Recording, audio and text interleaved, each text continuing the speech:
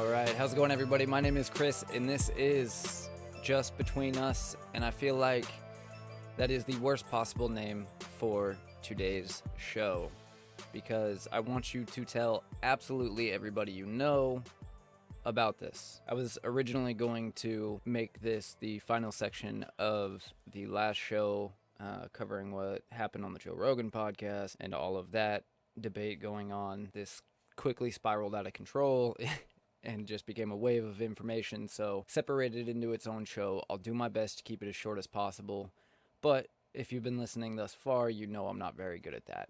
There will be a lot of detail, it'll be very boring, but this is extremely important because, well, you'll see. I could give you a million reasons because, but I'll just let you form your own opinion on it. There are, ahead of the midterms, there are some bills coming up. Actually, it's one bill now. It was separate bills that are trying to be pushed through. We're going to talk about those bills. We've talked about them a little bit before, H.R. 1 and H.R. 4. Those bills have now been combined into a previous NASA-related bill that they completely took everything out of and shoved these two bills in that allowed them to go directly to a vote in the House, theoretically, to get it passed in the House, which it did pass the House and is now moving to the Senate. They're allowing 1 hour debate for this. I'm not even sure that I can give you all the details to this in 1 hour.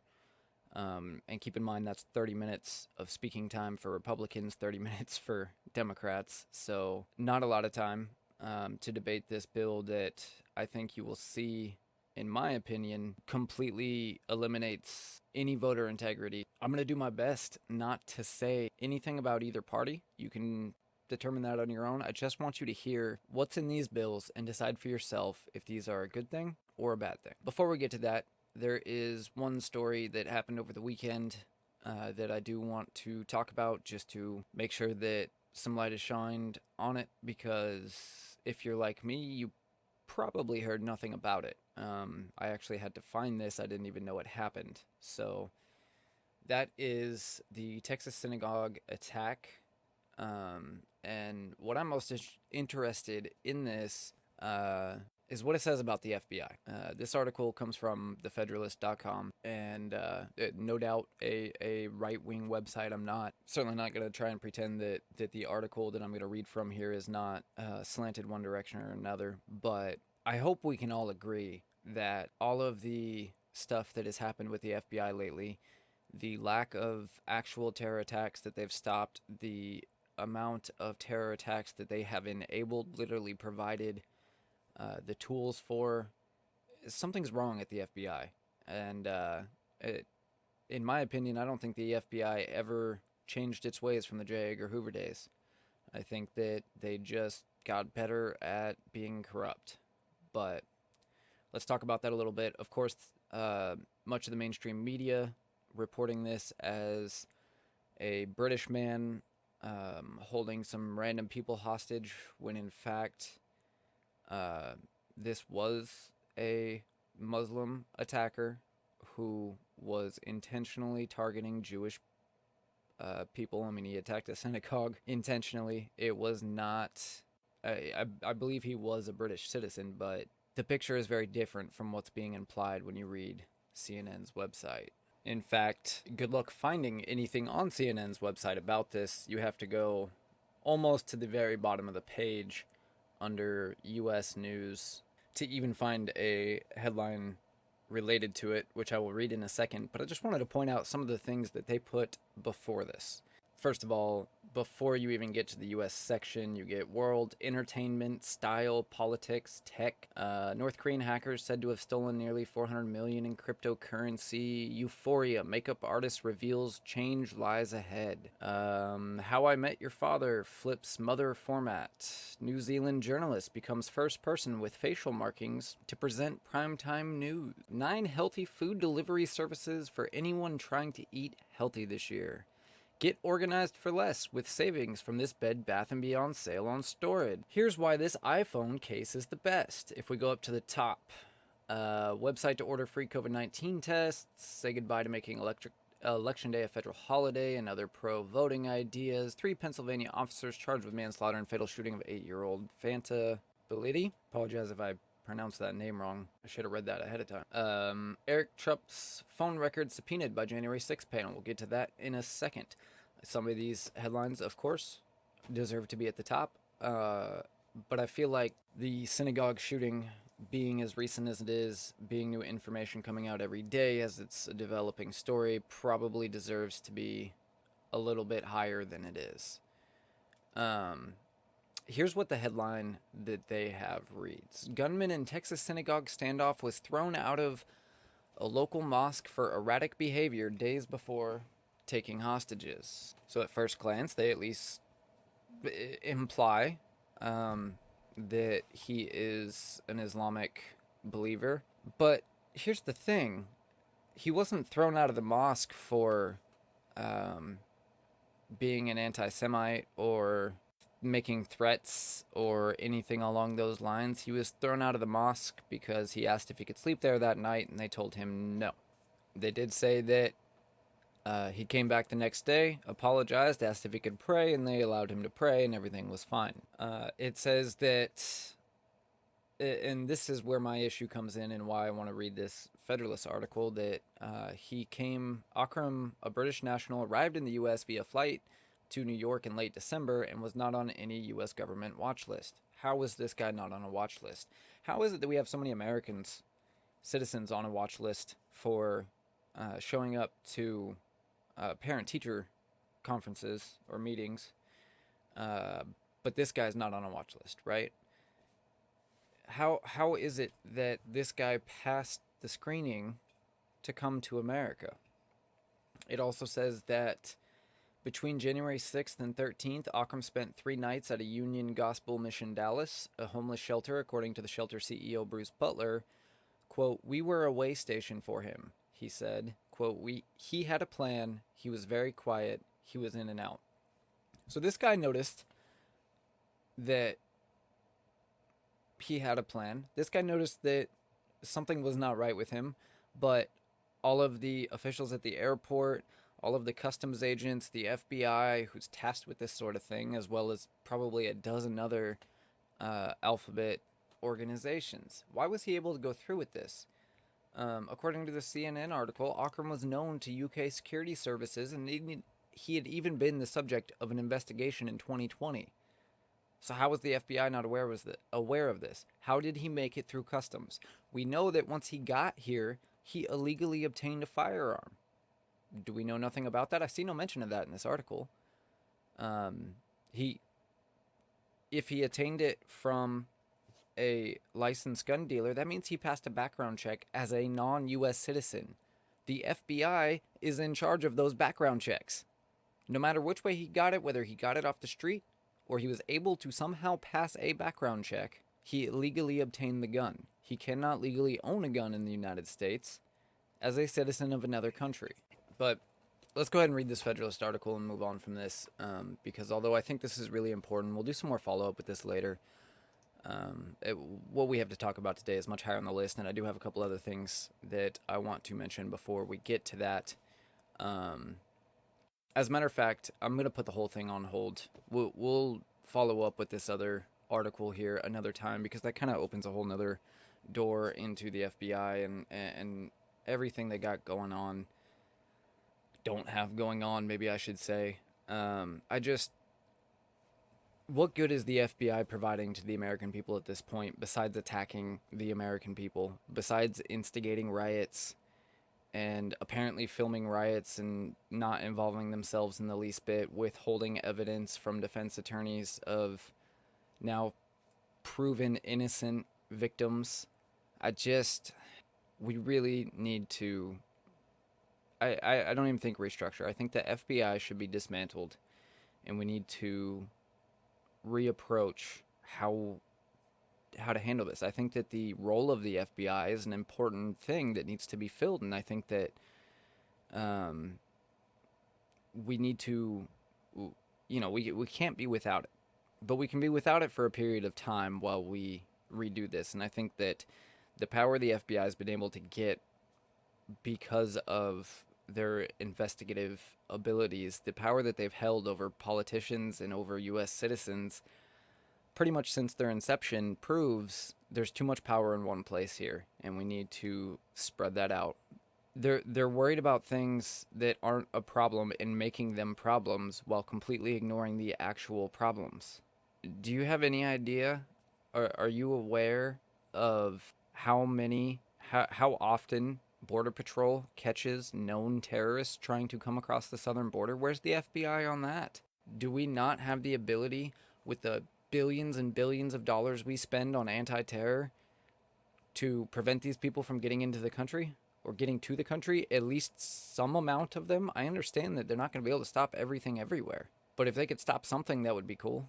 Anyway, so I alluded to it earlier. One of the other titles on CNN's website, which I didn't see until I went looking for that article. This apparently coming out today. Eric Trump and Kimberly Guilfoyle's, is that how you pronounce her last name? Guilfoyle's phone records subpoenaed by the January 6th committee. Both of them responding that it's fine with them. They don't, they're not worried about anything. But to read a little bit of the article from CNN.com, the House committee investigating the January 6th attack on the U.S. Capitol has subpoenaed and obtained records of phone numbers associated with one of the former President Donald Trump's children, Eric Trump, as well as Kimberly Guilfoyle, who is engaged to Donald Trump Jr., sources tell us. It appears to be the first time the Select Committee has issued a subpoena that targeted a member of the Trump family in what marks a significant escalation of the investigation into Trump's role in the January 6th insurrection. The decision to subpoena communication records involving the Trump family underscores the aggressive tack that the committee is taking as it races to complete its investigation while battling Trump in court over access to documents from his administration. I think that any administration-related documents are absolutely fair game. I think that subpoenaing the text messages from, the private text messages, one from the President of the United States, which they didn't do in this case yet, and they probably are not able to, and that's why they haven't. But then to subpoena them from his family, it never looks good when a new administration uses their legal authority to investigate a previous administration. Not investigate, but investigate, yeah. I don't know. Yes, if anybody committed a crime, they should be punished for that crime, absolutely. I just, when Donald Trump was originally running for president, Hillary Clinton had very clearly committed crimes. Matter of fact, the chant "Lock Her Up" appeared at almost every one of his rallies, and even most Democrats can admit she was doing some shady stuff. We know that she illegally had that server, which she couldn't have. I don't remember her facing anything for that. And then when I think when she was going to be questioned for that, I don't even remember what it was for, but she was being questioned for something or something like that, and she faints on camera and just suddenly has this fall and hits her head and all of a sudden can't do that. It was so painfully obvious to the casual observer. And I was very much against, just like I would be against any other president, Donald Trump, using all of these battle cries of "lock her up" and talking about all of that. I think that, a third party, perhaps the FBI, should have been investigating broken laws, but it was absolutely not his job to be any part of that. It was not the job of any opposing party Congress members to be any part of that. And I'm happy that never ended up being the case. Hillary Clinton's not in jail. She never went to jail. The Republicans, either in Congress or from Trump's administration, did not try to go after her in that way. And that's a good thing, because although she has committed crimes, and now would be a good time to investigate those crimes, now that there would clearly be no political motivation for it. As far as I know, the January 6th committee doesn't have any Republicans on it. And a quick Google search determines that there are two: Representative Adam Kinzinger and Representative Liz Cheney, which I think we can all agree means there are no Republicans on the select committee. So for them to, and I'm not saying January 6th should not be investigated. I do think that there needs to be far more transparency than there is. We have videos of potential FBI informants instigating on January 6th. We have one disturbing video of Ashley Babbitt's shooting, which I've talked about how I feel about that and how I think it was justified, at least with the context available. But then we also have tons and tons of video of police officers letting people in calmly, and 95, 96, 97% of the people are just walking around the Capitol with their hands in their pockets, casually observing things. How that jives with, the couple clips that we've seen before that of broken windows and stuff, it just doesn't add up. We see police officers talking with protesters, rioters, and saying, you guys are fine, but you need to stay peaceful and calm. And you can see them yelling to the crowd, we need to remain peaceful, blah, blah, blah. How does that add up to what happened? I think there needs to be more transparency. Just release all the video. We know that there's constant video from the time people show up to the time everything is done and Congress is back. Remember, Congress, by the end of the day, was able to return to the Capitol building and finish their vote. So we know there's constant video from a million different angles of all of that. Why is that not available to the public? Regardless of that, the committee should exist, yes, but to then drag the former president's family and as much as possible him into what is a completely partisan review of the situation, I just don't think that's right. And I hope that, the little bit of history I have talking to you guys, you understand that I would say the same thing if, the shoe was on the other foot. So ultimately, they've subpoenaed the records.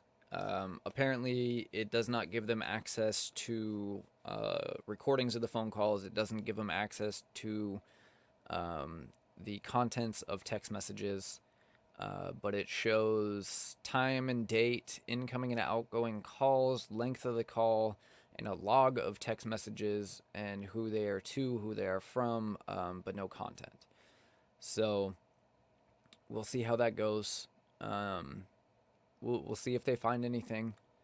I don't believe they're going to. Just in general, I don't believe. Well, I don't think Trump necessarily said all the right things that day.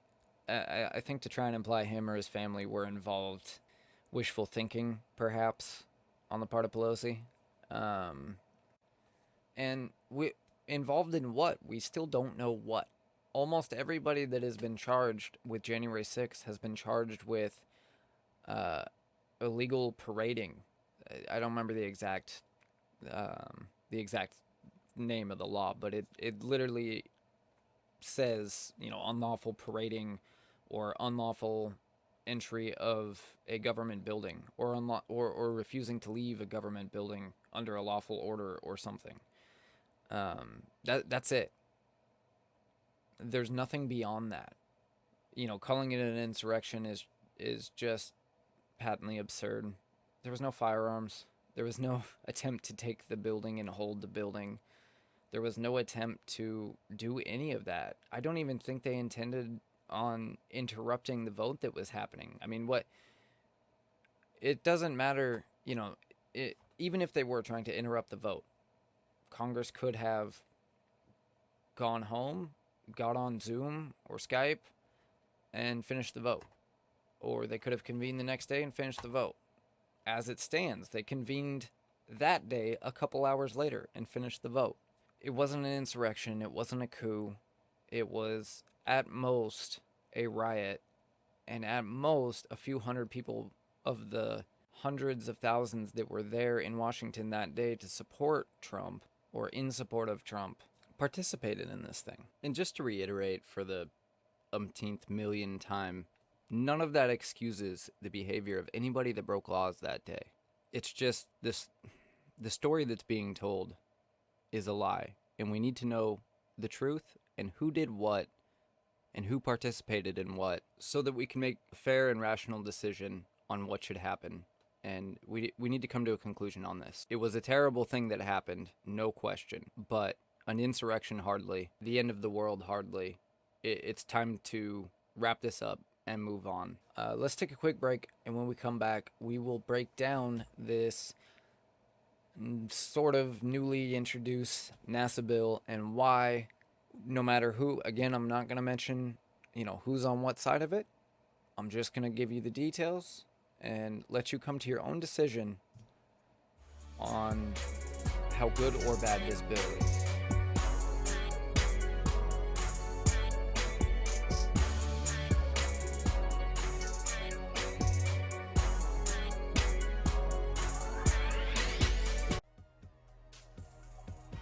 How's it going, everybody? It's Cam Allen from Just Between Us. If you're enjoying the show so far, we want you to be a part of it. Hit us up, anchor.fm/JBU, rumble.com/user/justbetweenus, facebook.com/JBU show, and JBU show on YouTube and iTunes.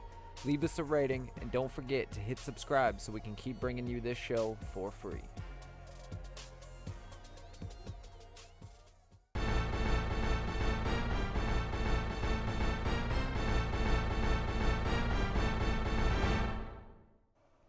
Okay, I just got a very funny look for that. That is the new sounder, thank you, for this segment, which is going to be on horrible, horrible bills that are trying to get through Congress. I am now being joined by Mia. Hello. Who apparently doesn't like my sounder. What's fitting? Dreadful music for a dreadful topic. Not that the topic is dreadful, just the stuff in it. Hopefully the topic, hopefully the segment won't always be dreadful. I say it for horrible bills. Most recently it's been horrible bills, but it hopefully won't always be about horrible bills. But this will just be a segment when we cover bills in general. Today is the NASA bill, which I did just have right in front of me. What is it called? The NASA leasing bill. It should have air quotes NASA in front of it. Yeah, we're getting there. So this actually comes from space.com. And like I said before the break, which for you was, as usual, about 15 seconds, I went down a rabbit hole for like 2 hours trying to get all the information on this bill, and there's so much. We're only going to cover a tiny fragment. I'm sorry if I repeat myself on anything, but I had to pull from like a million different websites because nobody could possibly cover everything that's in the bill. And trying to go through the bill text, there's 3 pages, and only one sentence of those 3 pages is what they're actually trying to accomplish right in that section. As usual. It's a pain in the butt.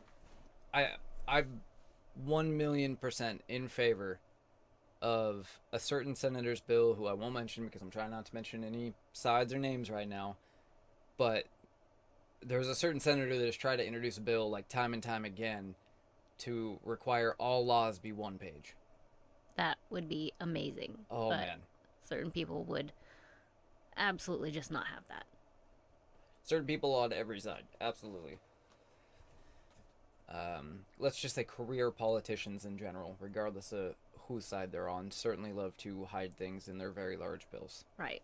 If you took out all of the filler, I guarantee even, these 2,500, 3,500 page bills that they're putting in, the gist would absolutely fit on 1 page. Probably not even a whole page. I would normally agree with you, however, in this case, I have about 4 pages of just quick notes on what's in this one. I will say, there is more than usual in this bill. This there is one's a kind lot of more. the exception to the rule because, there's a lot of substance, a lot of changes being made. So, space.com says a recent bill meant to facilitate NASA raising money by leasing out underused facilities went in an most unexpected direction, expanding the right to vote. The NASA property bill was transformed into the Freedom to Vote John R. Lewis Act under the leadership of the House of Representatives, seeking to undercut opposition to expanding the franchise. The act includes provisions such as turning Election Day into a federal holiday, allowing same-day voter registration, expanding early voting, mail voting, and allowing more types of non-photographic ID for voting. We'll get into that here in a minute. The House passed the bill on Thursday, January 13th, by a 220 to 203 vote, with each representative voting along party lines. But in the meantime, NASA is still without the ability to enter specific types of leases. Oh my goodness. To enter specific types of leases to generate revenue. NASA's authority to do so lapsed on December 31st, which means the agency cannot establish new agreements with companies, government agencies, or educational institutions to lease unused space. Representative, ranking member of the House Science, Space, and Technology Committee that oversees NASA activities, said he was unhappy with moving the bill from its original focus to allow the agency to enter enhanced use leases. Good policy doesn't require secrecy in schemes. That is no way to govern, he said in an email statement to constituents, claiming that the House bill had only 12 hours to vote on the matter after 735 pages were tacked onto the bill. What's more, he said, by stripping this NASA bill and replacing it with an attempt to impose federal control of elections, they have killed our only vehicle to extend NASA's authority to lease our underutilized property and save taxpayer money. The gentleman representative who initially introduced the NASA leasing bill in October, however, praised the move as a way of offering expanding voting access. In a statement released before the bill was passed, Blank said the bill will be a counter to attacks on Americans' ability to exercise their right to vote. Though I did not expect this outcome when I first introduced the NASA Enhanced Use Leasing Extension Act, he added, if my legislation will help overcome the filibuster, the Senate can finally have a long overdue debate on voting rights this country deserves. I would be honored to make this unexpected contribution to the cause of protecting our democracy. The bill, also known as H.R. 5746, had quite the journey to legislation. After its introduction in October, the House voted to allow NASA once again to enter leases for the next 10 years on December 8th, allowing the bill to go to the Senate. The Senate modified the bill to only allow a 3-month extension for NASA instead of 10 years, but passed it unanimously. But once the House received the bill under normal procedures, a new thing happened, according to Space News. Blank, in an unusual move, then took the Senate amended bill and stripped out the NASA provisions, replacing it with the text of 2 voting rights bills, Space News stated.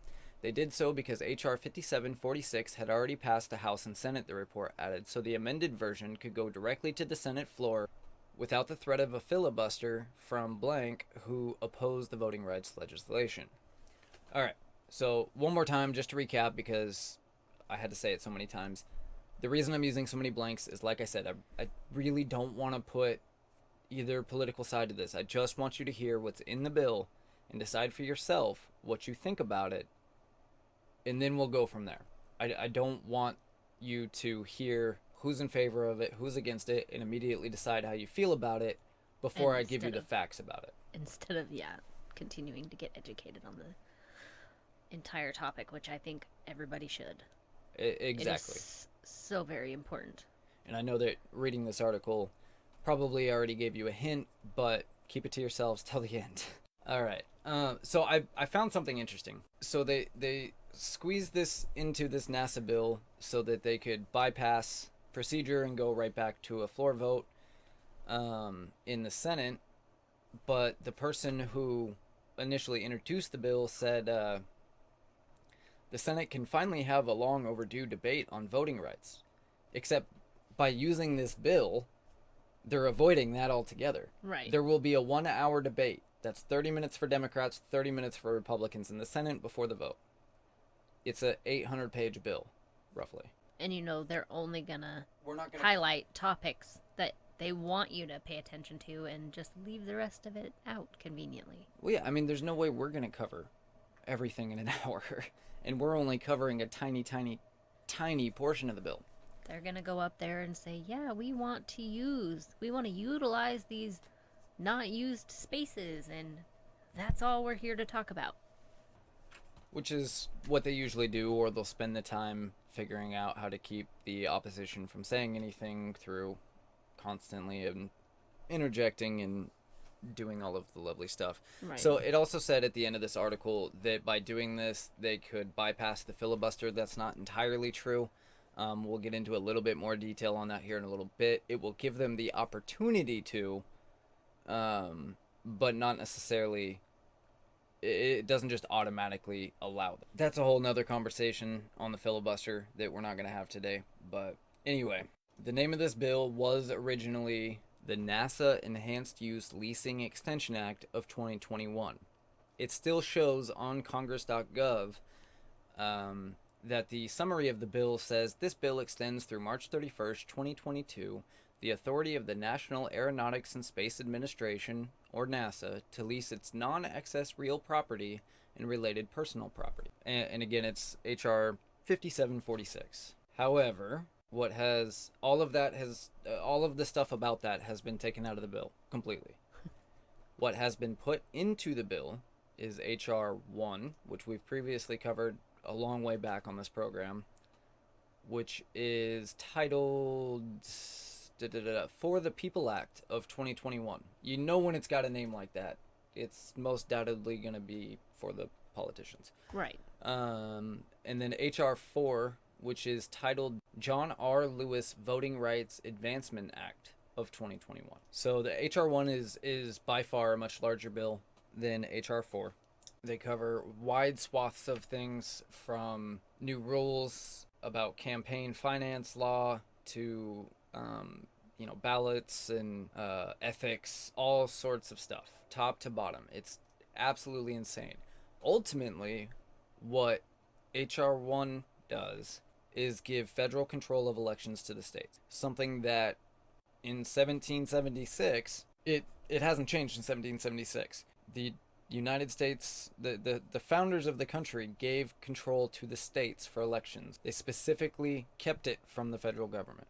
This will change that. H.R. 4 institutes a bunch of ethics-related rules, separate from the ethics-related rules in H.R. 1, that will make it very, how do I put this? It basically gives the preferred party, whichever one that may be based on circumstance, the ability to prevent any opposition they please from being able to run for office or have any sort of say or control. That's very, very general, but to give you the summary that's on the bills themselves, this is what they say. So the H.R. 1 For the People Act, it says, this bill addresses voter access, election integrity and security, campaign finance, and ethics for the three branches of government. So right there, I already see the first problem. Congress has no ability to change the rules or the laws regarding the other two branches of government. We have three separate branches of government for a reason. Specifically, the bill expands voter registration and voting access. It also limits removing voters from voter rolls. The bill requires states to establish independent redistricting commissions to carry out congressional redistricting. Additionally, the bill sets forth provisions related to election security, including sharing intelligence information with state election officials, supporting states in securing their election systems, developing a national strategy to protect U.S. democratic institutions, establishing in the legislative branch the National Commission to protect United States democratic institutions, and other provisions to improve the cybersecurity of election systems. Further, the bill addresses campaign finance, including by expanding the prohibition on campaign spending by foreign nationals, requiring additional disclosure of campaign-related fundraising and spending, requiring additional disclaimers regarding certain political advertising, and establishing an alternative campaign funding system for certain federal offices. This bill addresses ethics in all three branches of government, including by requiring a code of conduct for Supreme Court justices, prohibiting members of the House from serving on the board of a for-profit entity, and establishing additional conflict of interest and ethics provisions for federal employees and the White House.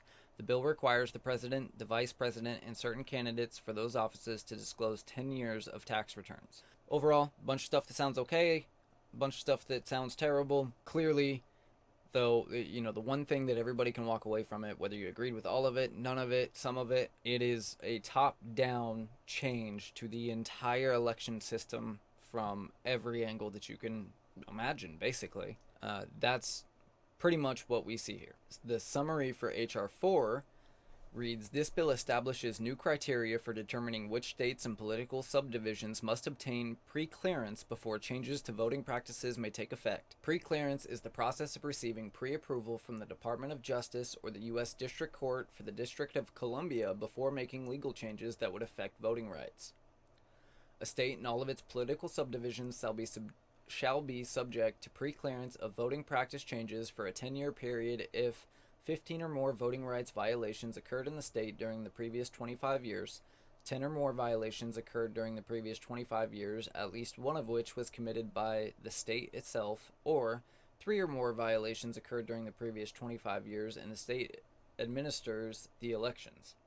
A political subdivision as a separate unit shall also be subject to pre-clearance for a 10-year period if 3 or more voting rights violations occurred during the previous 25 years. States and political subdivisions that meet certain criteria thresholds regarding minority groups must pre-clear covered practices before implementation, such as changes to methods of election and redistricting. Further, states and political subdivisions must notify the public of changes to voting practices. Next, the bill authorizes DOJ to require states or political subdivisions to provide certain documents or answers to questions for enforcing voting rights. The bill also outlines factors courts must consider when hearing challenges to voting practices, such as the extent of any history of official voting discrimination in the state or political subdivision. Okay, so this, again, pretty much radically changes the way the federal government governs the state's districting practices and adds something new, which is ensuring that...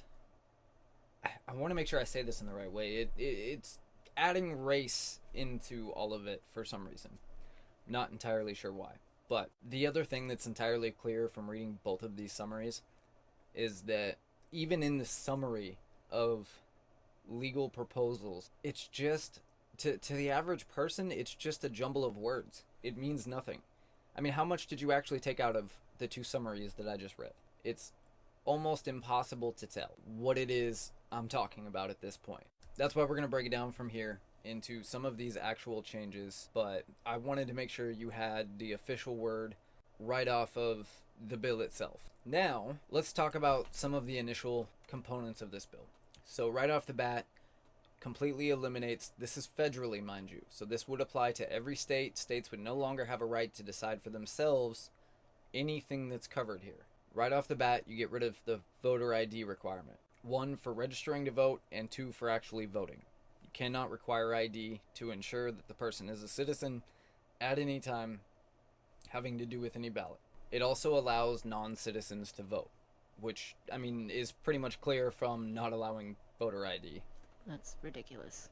Yeah, I mean, it's right in the Constitution. You have to be a citizen to vote. If you're not a citizen, what the hell do you have any business voting? Well, and frankly, in my opinion, we should go back to how it was originally, and I don't mean by excluding, a certain race of people or by excluding women. What I mean is originally, you had to be a taxpayer. I think you had to own property because that was their way of ensuring that you were a taxpayer, W-2, basically. you have proof that you had a job and you paid your taxes and you were a functioning citizen of the U.S.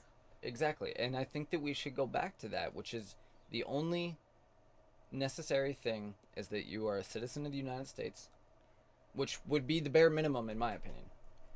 But I think it would be better if you were a citizen of the United States and you paid taxes. Why should you get a say in where the money goes if you didn't contribute any of the money? Right. Absolutely. No, I 100% agree on that. That's just my opinion. And, that's open for debate. But I think we can all agree that, 1, voter ID ensures that only actual citizens are allowed to vote. And 2, only actual citizens should be allowed to vote. That's like the equivalent of a homeless person coming up to you and telling you how to spend your paycheck. I mean, it literally means that you want to talk about meddling in elections. It literally means that a foreign government could send over thousands of people during election season. They could vote because they don't have to show ID or prove citizenship. And go hop home. back on a plane and go home. You want to tell me that China wouldn't do that? Russia wouldn't do that just because? Okay, the next thing is probably the most infuriating part about all of this. And this is one of the most blatant and open ways, because I've actually seen them championing this in certain articles. But this is one of the most blatant ways Congress has voted to enrich themselves personally. I thought this creates a 6-to-1 matching of federal campaign donations of under $200. So any donation that a politician gets to their campaign under $200, the federal government will match it. I thought this was the federal government will match $1 for every 6. No. The federal government will match $6 to every 1. So 6 of your tax dollars will go to whatever politician you hate for every single dollar they raise, as long as the total contribution was less than $200. We can't give any examples. 7.6 million or something. No, go ahead. Just don't use any name. So, for example, Congressman or woman had raised $19 million for their campaign, and all of that was $200 or less. We're going to match that 6-to-1. So what is the math on that? So, yes, but from what I understand, there is a cap of 7 point something million. That's still too much. Yeah, it's absolutely too much. So that means And that's just one. for This a is million, all of them. they get 7. I can't even explain the level of... First of all, that can't be legal. No. I mean, I'm sure this bill makes it legal somehow, but that can't be legal. I don't even think it could be constitutional. But the here's government the thing. is out here Oprah Winfrey everything. You get 7 million. You get 7 million. You get 7 million.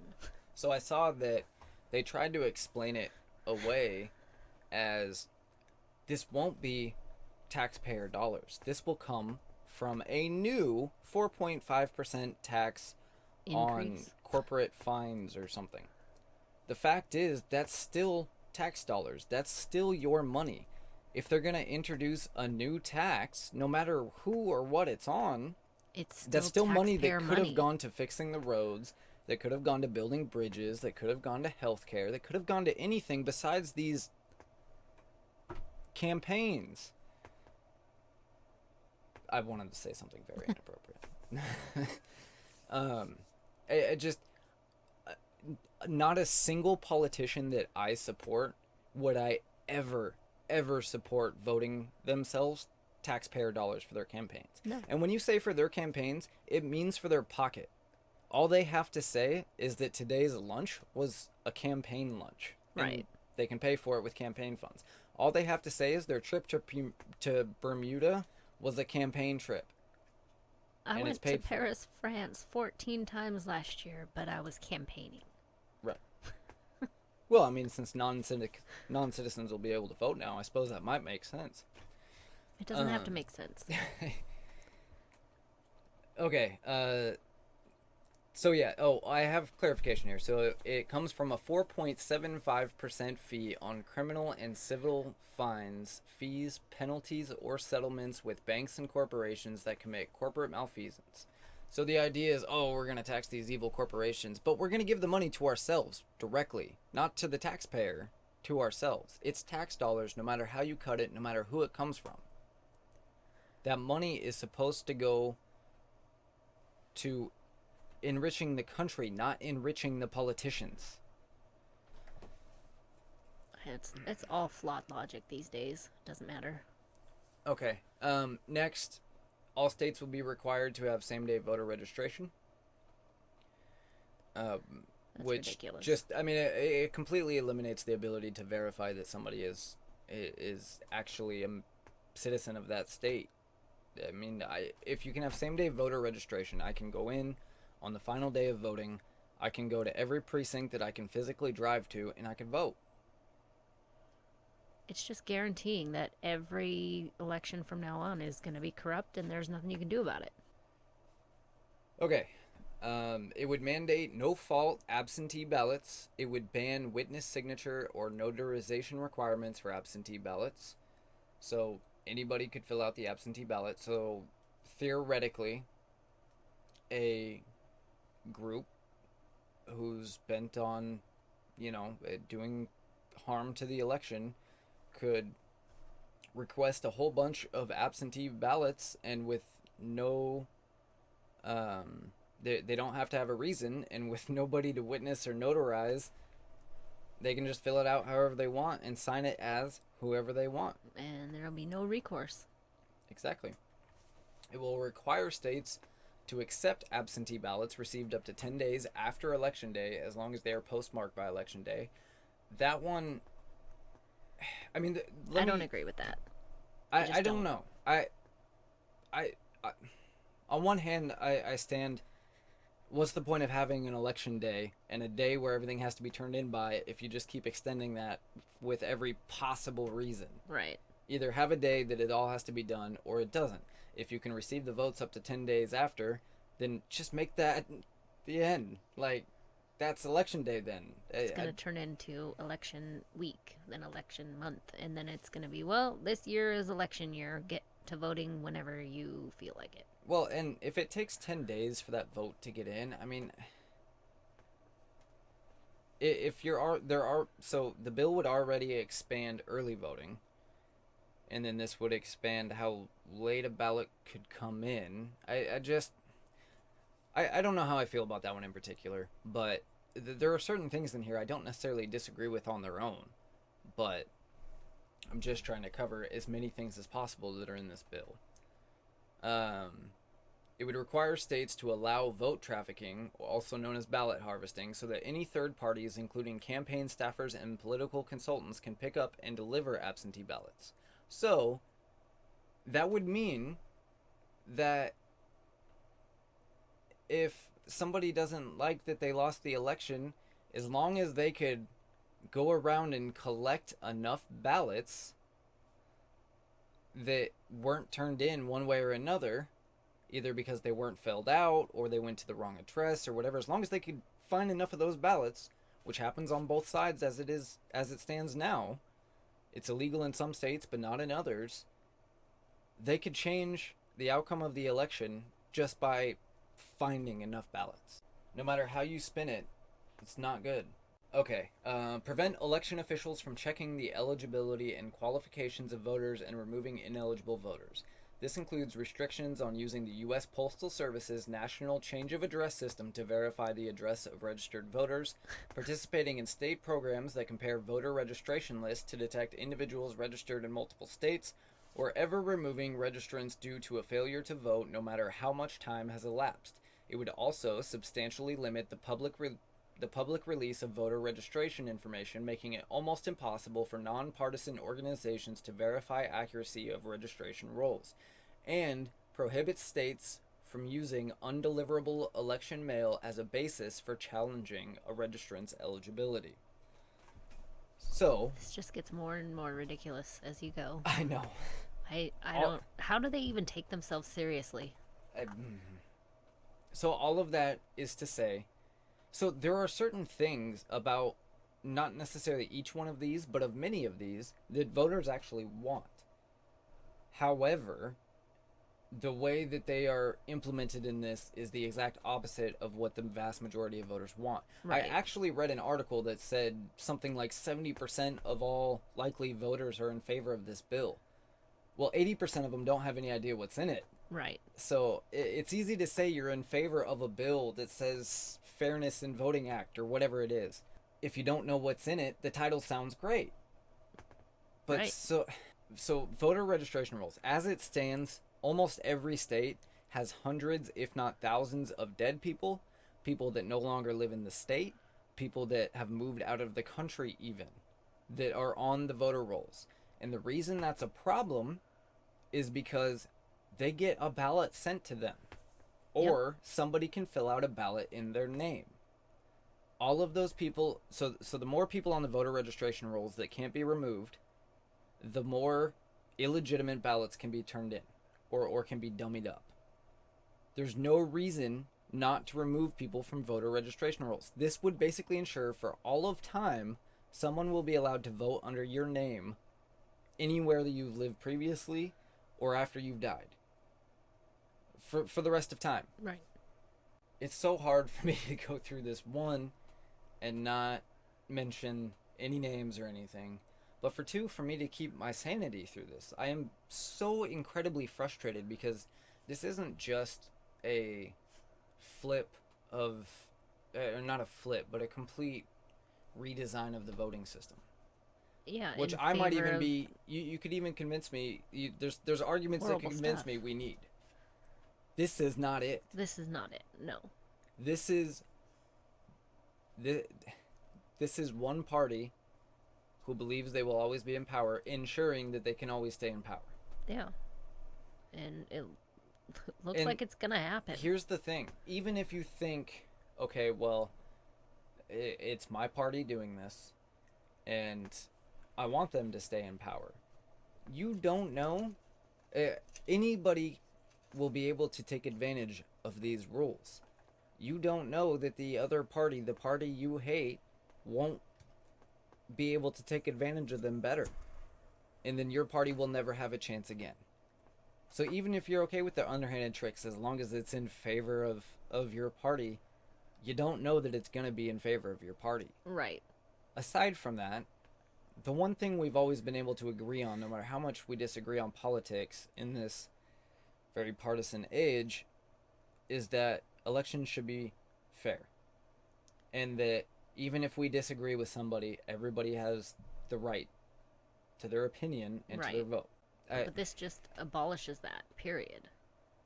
There are so many things in the voter laws that I would be willing to even go against things that I think should happen. But this isn't some small, well, let's make sure that nobody's ineligible to vote because they don't have their ID with them or something like that. That's, there's an argument there. There's no argument for you can never ask for an ID ever, whether they're registering. You can never verify that they actually live there. You can never check to make sure they haven't died. It doesn't make any That's sense. crazy. And How we're are not you even supposed to through- verify anything at that point? We're not even through half of my list, and my list is only 5% of this bill, maybe. All right. Require states to restore the ability of felons to vote the moment that they're out of prison, regardless of whether or not they completed parole, probation, or restitution requirements. Section 2 of the 14th Amendment gives states the constitutional authority to decide when felons who committed crimes against their fellow citizens may vote again. Congress cannot override a constitutional amendment with a statute, but that's what they're attempting to do here. I am actually, this is a great example of something I'm in favor with. I'm in favor with felons having the means to get their voting rights back. I'm in favor of non-violent felons, at the very least, being able to petition to get all of their rights back, their Second Amendment rights back. I don't think just because you committed some non-violent felony when you were 18 means that for the rest of your life you don't have the right to protect yourself. And same with voting. There are plenty of people. I don't know if it's not the majority. The majority of felons are recidivists. But there is still a very large percentage that are not. There's a very large percentage of people that go through the judicial system at some point in their life, and it's a one-time thing. I am absolutely in favor of felons being able, up to a degree. There is a certain level of felon at some point where I would say absolutely not under any circumstance, such as a child molester. This makes no provisions for that. This includes child molesters will be able to get their rights to vote back the day they're out of prison, whether or not they're on probation or parole or the sex offender registry, anything. This transfers the right to draw congressional districts from state legislators to independent commissions whose members are unaccountable to voters. H.R. 1 would make it a violation of federal law to engage in partisan redistricting, partisans in quotes there, and mandate the inclusion of alien population, both legal and illegal, in all redistricting. So this takes away your ability to have any say in your state's redistricting. Because right now, I don't know why I can't say that word tonight, but right now, your vote in your state helps determine how your districts are made. If you're not happy with it, if you think there's gerrymandering going on, you can vote to change your state representatives that do that. By handing it to a quote unquote independent commission, they're not elected, they're appointed. You have no say in who's on that list. And if you don't like the way they redistrict, tough luck. I don't like the way the FBI runs their show, but I don't have any say in it. There's nothing I can do about it besides about it on here. Alright, what's next? Oh man, I am like so close to just throwing my computer out the window. Alright, this kind of goes hand in hand with refusing to remove people from the voter rolls. This would also require states to automatically register all individuals, not citizens, but individuals. So anybody, citizen or not, that are in state and federal databases, such as the DMV, corrections, welfare offices, federal agencies, Social Security Administration, Department of Labor, Federal Bureau of Prisons, Center for Medicare and Medicaid Services, the Department of Health and Human Services, any federal system that any person is in. Many of those systems you do not have to be a citizen to take advantage of. Your state is automatically required to enroll all of those people. So That's crazy. Not only can non-citizens register to vote, they don't even have to register. The state has to register them and send them a ballot. So even if that non-citizen says, I'm not a citizen, I don't agree with this, I'm not going to vote, their ballot still exists, and that can now be taken advantage of by ballot harvesters from either political party, and they can fill that ballot out how they want. So for those of you unfamiliar, really quick, what a ballot harvesters tend to do is they'll go to old folks' homes, they'll go to apartment complexes, they'll also have drives where anybody that doesn't want to vote, or anybody that has an extra ballot because, say, their dead mother was sent an absentee ballot in the mail, they will collect all of those ballots and then fill them out how they want and turn them in. Like I said, it's illegal in some states, but it's legal in others, and it's taken advantage of by both sides all the time. Okay, forces states to implement early voting, automatic voter registration, same-day voter registration, online voter registration, and no-fault absentee balloting. So, no-fault absentee balloting, we covered a lot of that one before, but no-fault absentee balloting being, you don't need any reason to request an absentee ballot. I can request an absentee ballot because I don't feel like going outside. Online voter registration, I'm not entirely opposed to. There's another one that, on its own, I don't see why I wouldn't agree with that. Other than the federal government's notoriously horrible at maintaining secure databases, but outside of that, I mean, I think that more things should be done online through the federal government. It'd save a lot of time, save a lot of money, save a lot of paper. So I'm not entirely against that, but I renew my license online. I have to prove who I am to renew my license online. It has to go to an address I'm registered at. Why can't we do that for voting? It would require states to count ballots cast by voters outside of their assigned precincts. So not only would I get my ballot where I live, but if I'm, say, in Texas, I could cast a vote, even though I'm not registered to vote there, even though I don't live there. I just maybe am visiting there during the early voting period. I could cast my vote there and they would have to accept it. The problem with that being, Texas would have no idea, no way of knowing whether or not I voted at home. On its own, again, it doesn't sound like a horrible thing, but there's no way for them to communicate to know that I'm not voting twice. So this is where it starts to go from infuriating to scary. HR 1 would permit the IRS to investigate and consider the political and policy positions of nonprofit organizations before granting tax-exempt status, thus enabling IRS officials to target organizations engaging in First Amendment activity with disfavored views. So the IRS can decide whether or not you can be a PAC or whether or not you can just be a nonprofit in general based on your political views. So at that point, it's entirely up to whichever party is in power and who they choose to be in charge of the IRS, whether or not Democrats will be able to have any nonprofits or PACs added that year, or if it's the opposite, then Republicans. But there's no reason at any time anybody in the federal government should have any ability to discriminate based on who they vote for. Ridiculous.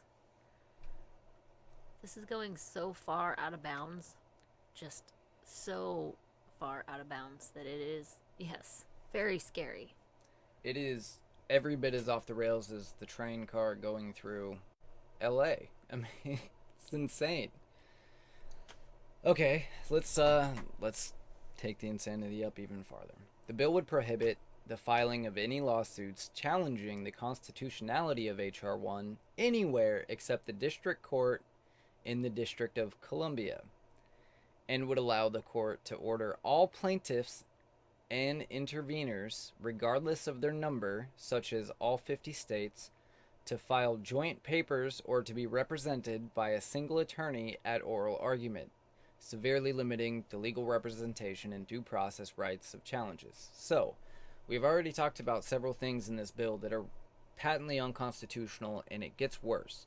But the way that they're ensuring that, at the very least, this won't get to the Supreme Court before this election is by forcing any lawsuits against the bill challenging its constitutionality to go through the District Court of D.C., known universally by Democrat and Republican voters to be the most corrupt court in the nation. Because it's right in the middle of D.C., right amongst all of the most corrupt politicians in the nation, also known as all of them. It forces all 50 states to file by them together, so that there can't be 50 lawsuits, there can't be multiple people working on it. It forces one attorney to represent all 50 states if all 50 states decided to file. Again, completely unconstitutional and completely illegal. It would establish a commission to protect, quote, democratic institutions that would threaten the independence of the judiciary. So democratic institutions is not really defined. H.R. 1 defines democratic institutions as those that are, quote, essential to ensuring an independent judiciary, free and fair elections, and the rule of law. That sounds nice and all, but what does that mean? Why would you not outline what those institutions are? There's a finite number of institutions. You could name which institutions you're talking about. Right. That could cover any institution. That could cover the FBI, that could cover the Federal Elections Commission, that could cover the FCC, that could cover Congress, that could cover literally anything or nothing at all. Essentially, whatever the party in power decides it covers, or whatever the judge, depending on how this goes, I guess.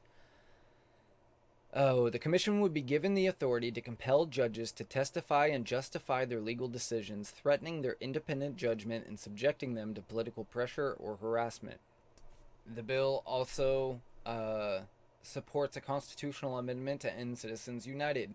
Now, based on the website that I got this one off of, I'm not entirely sure what supports a constitutional amendment to end Citizens United means. I don't know if that means passes a constitutional amendment, because you couldn't possibly...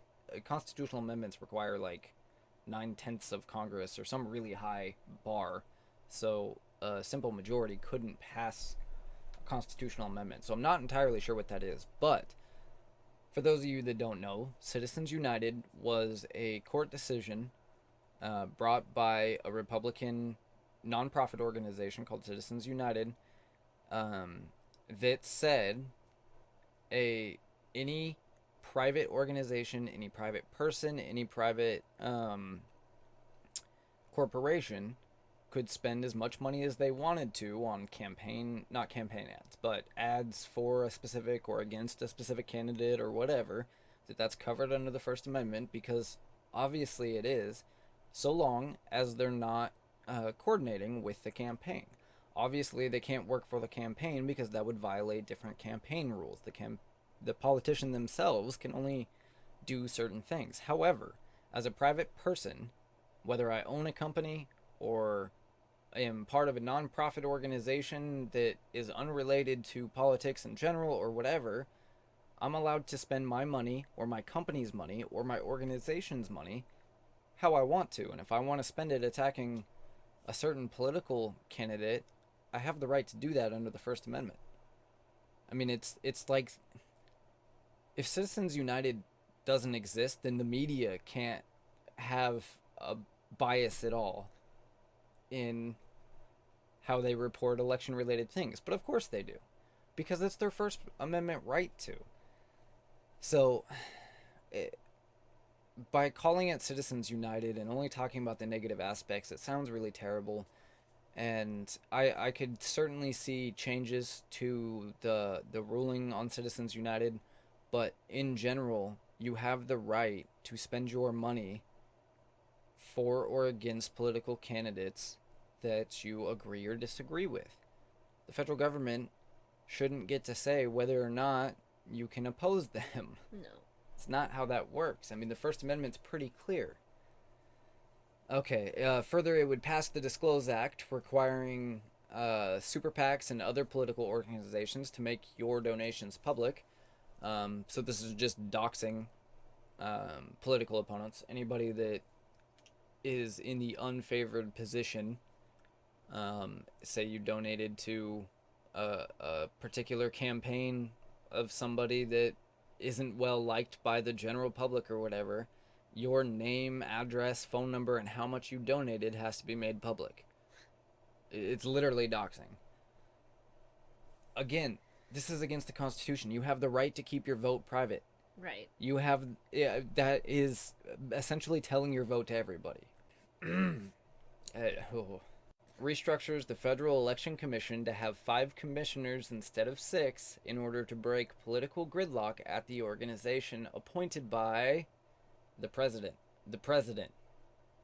Why would the president so there's already a Federal Election Commission, the head of which is, well, okay, I'm going to talk about that part in a second. There's already a Federal Election Commission. There's 6 people. 3 Republicans, 3 Democrats, to ensure a fair number. This will change it to 5 so that there can't be a fair number, and it will always go one direction, and that direction will be based on whatever party is president. So if your party is president, you will have control over the Federal Election Commission. I don't see any problems with that at all, do you? No. Should Donald Trump have had control in the 2020 election, or the 20... It's been such a long year. The 2020 election. Donald Trump would have had control of the Federal Elections Commission in the 2020 election had this rule been in place. It doesn't matter if you agree with who's in power right now. It could change next year, and then who you disagree with will have control over it. It's ridiculous. Further, it creates a new ethics code for the U.S. Supreme Court, ensuring all branches of government are impacted by the new law. Also, highly illegal and unconstitutional. Congress has no authority over the Supreme Court. They're not allowed any authority of the Supreme Court. We have 3 separate but equal branches of government. Congress doesn't get to have ethics code rules over the Supreme Court, thus ensuring they control the Supreme Court at that point, because there's no definition to the ethics code, of course. They can make it whatever they want. Right. They can make the ethics code say no Republicans or Democrats. It can only be conservative. It can only be French people or whatever, right? I mean, all right, H.R. 4. All of that was a piece of H.R. 1. H.R. 4. This bill establishes new criteria for determining which states and political subdivisions must obtain pre-clearance before changes to voting practices in these areas may take effect. Pre-clearance is the process of receiving pre-approval from the Department of Justice or the U.S. District Court for the District of Columbia before making legal changes that would affect voting rights. So once again, we're back to the most corrupt court in the nation and the Department of Justice. The problem with the Department of Justice being they're unelected. They're completely unelected. They're entirely partisan, and it takes away any say from citizens once again. Right now, we have some say over the matter. This would take that away. A state or political subdivision that obtains a declaratory judgment that it has not used a voting practice to deny or abridge the right to vote shall be exempt from pre-clearance. So, the Department of Justice, or the most corrupt court in the nation, can decide at will that their political donor's preferred party doesn't have to be a part of this. They're completely exempt from this pre-clearance rule. Once again, making it possible for either party, based on who's in power at the moment, to have complete control over the situation. So, moving away from some of the horrible things that are in these two bills, well, it's one bill now. These were two separate bills, H.R. 1, H.R. 4, now the NASA bill. They're intending on pushing this through, so they've already, by gutting the NASA bill, they've been able to force it with basically no debate back to the Senate for a vote. The majority party does not have 60 votes. So what the filibuster does is require a bill to get 60 votes instead of a simple majority, which is 51. This ensures that extremely partisan bills in extremely partisan times such as this, where we have a completely divided Senate, cannot ram through legislation like this.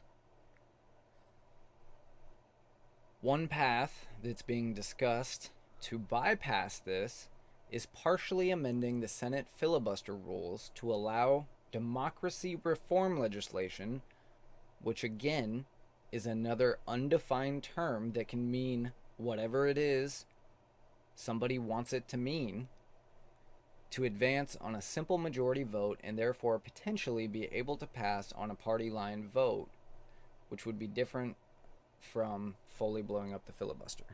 So instead of completely eliminating it, they'll just make an exception for this bill or any bill that we decide is a democracy reform legislation, to only require a simple vote. There are so many words that I could use to describe this, none of which are nice. No, they're all appropriate. They're just not nice. At this point, I have to step back from being nonpartisan about this. Okay. There is so many things here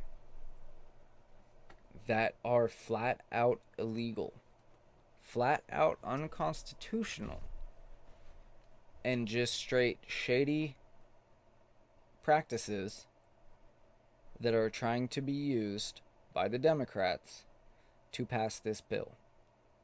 My problem is not that the Democrats are trying to pass this bill.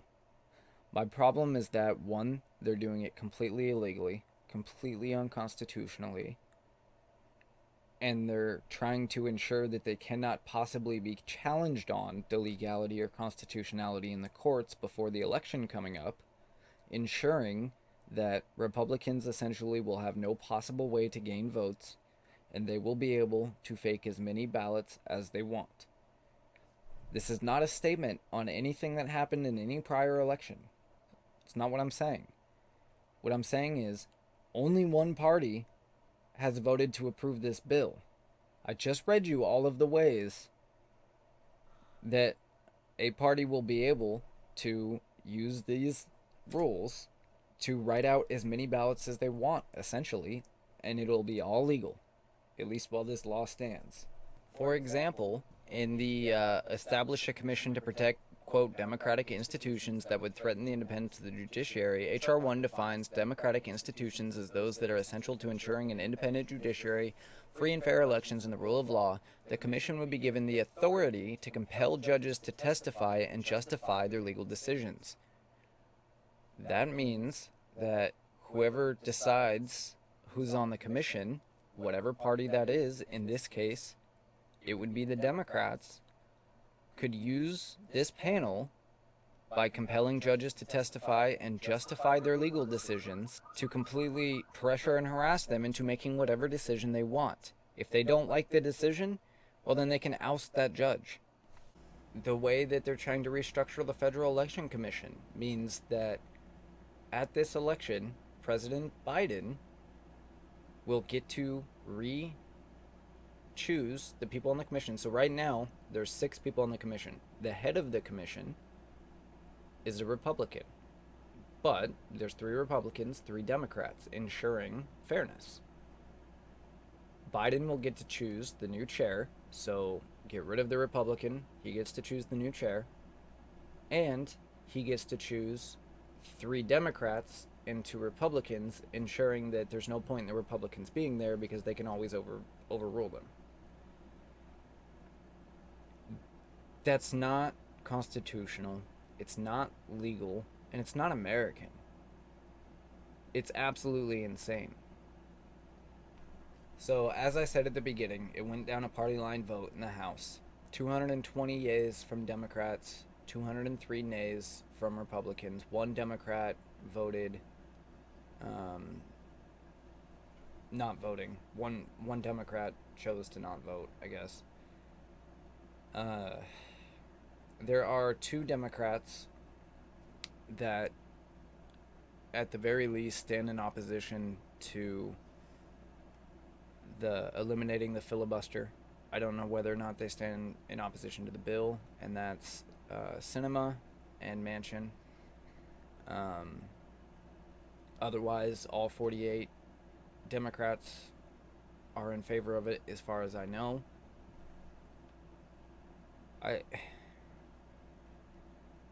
I don't see how, as a Democrat, you could vote for this bill to vote to give yourself at least $7 million. I mean, almost every politician is able to generate $1 million.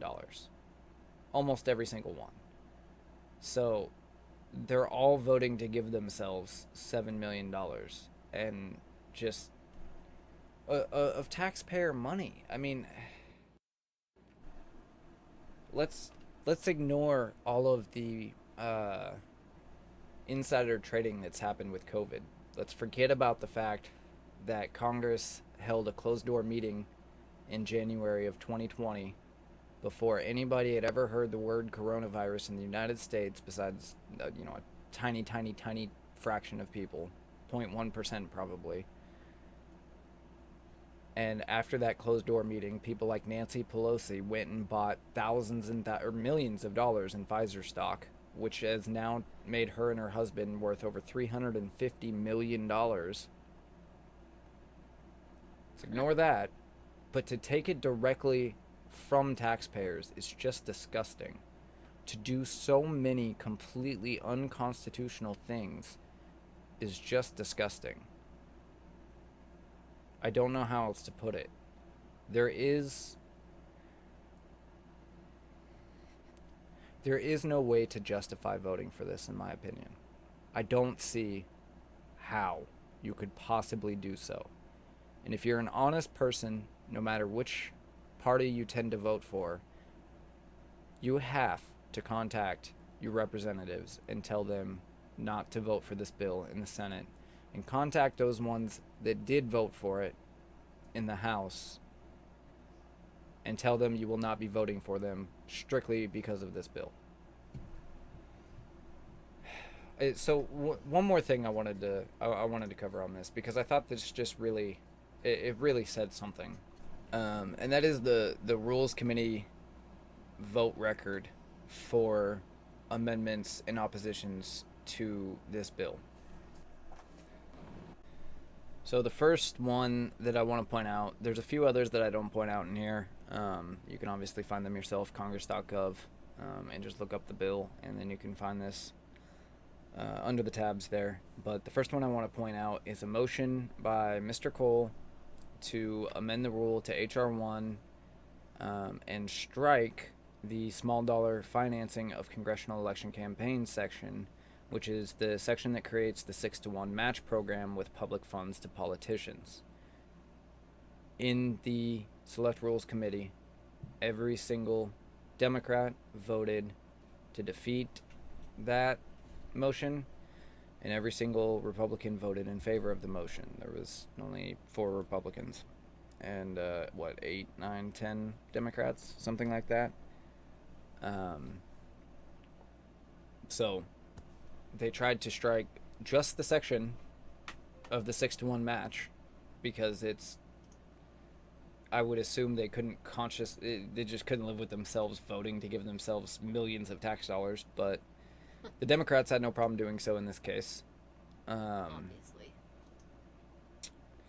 The next one is motion by Representative Reshantler to amend the rule to HR 1 to make an order amendment number 183 offered by Representative Kelly, which strikes section 4501, which would allow the IRS to use political positions as criteria for determining whether to grant an organization tax-exempt status.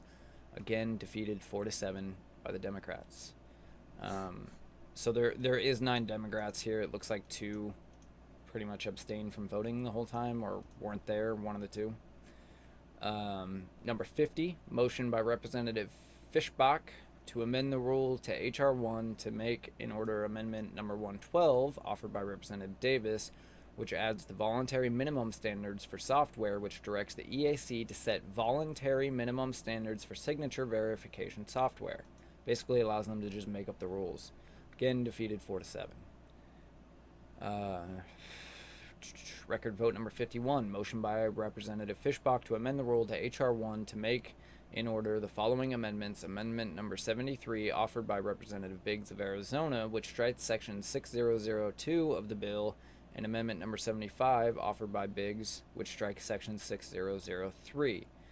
I wrote this one down because it was interesting. It was interesting to me that they didn't put a description of what this one was. This is the one that allows the president to select the current chair of the board and to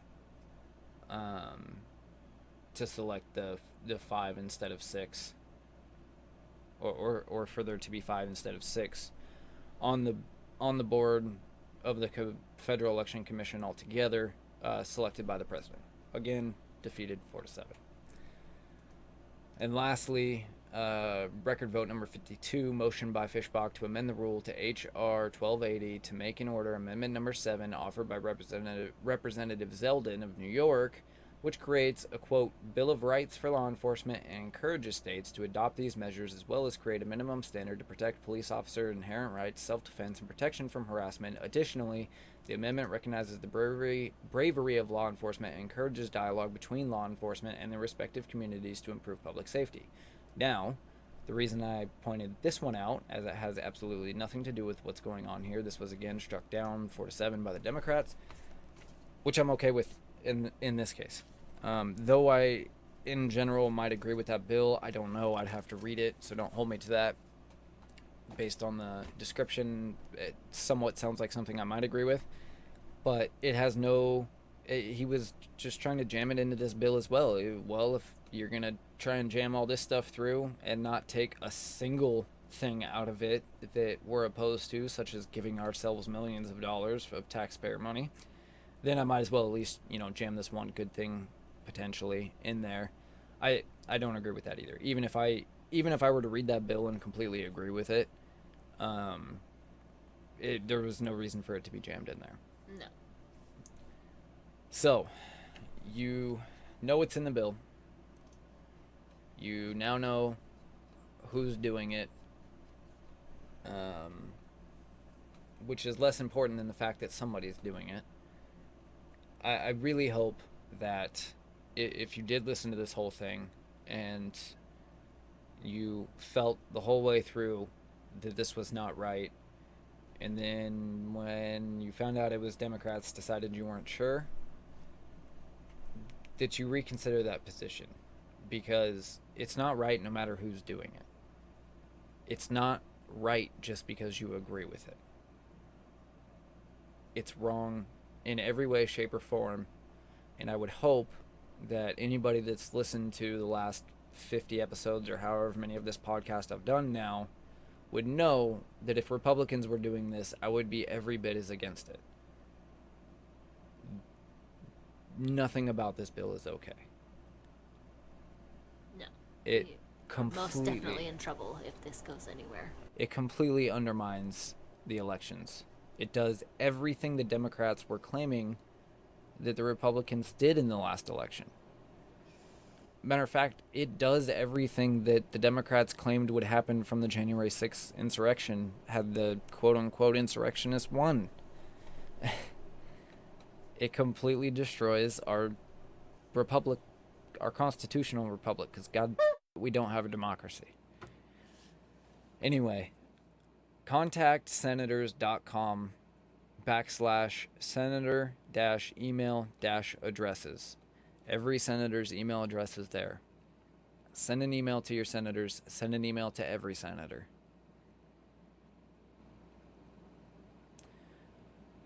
If you just go to contactsenators.com, you'll find more than just email addresses, or if you forget the last part, you can obviously get there. You can also go to senate.gov/senators, and you will find phone numbers and all of that good stuff there as well. Please, if you've never done it before and you never plan on doing it again in your life, contact your senators on this one. Ensure that we maintain fair elections. We may not have the best policy set up. We may need to make changes. These are not it. Even if you agree with certain things in this bill, that does not justify passing everything else in the bill. It does not justify sneaking all of this into a NASA-related bill and giving 12 hours to review 800 pages before voting on it. I don't know what else to say about it. I can only hope that every single person listening to this came to the same conclusion. If not, then I guess we have a much bigger problem than I thought.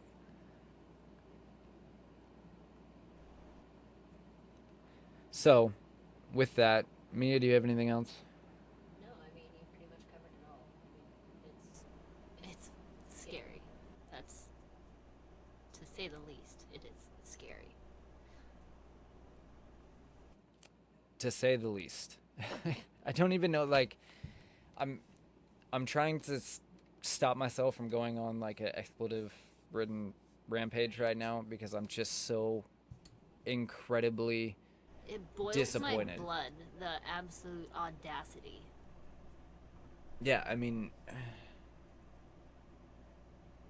it's such... You didn't get it passed on its own, so you have to gut a completely,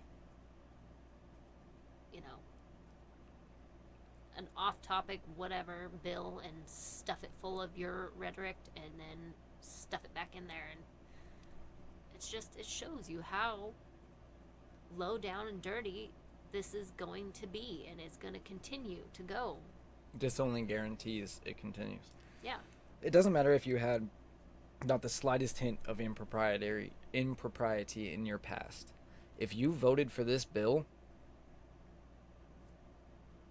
you have no care about free and fair elections. You have no care about your constituents. You have no care about the Constitution, about... You don't have any care of anything. This country, period. I mean, this ensures that we have no future. It also ensures that minorities are not represented, that everything that they claim... I mean, I could go through the list, but everything that they claim to be doing this for... This ensures that everybody's say is gone. Even if you agree with Democrats in general. And so you think, okay, well, they're going to win. It still eliminates your say completely. Well, what if one day they start voting very conservative? You will have no say and no ability to vote them out and to vote in somebody else. What about those of you who voted for Bernie Sanders, who was completely screwed over by the Democrat Party? This ensures that that organization that completely screwed over the guy who clearly won the primary gets all of the power for all of time going forward.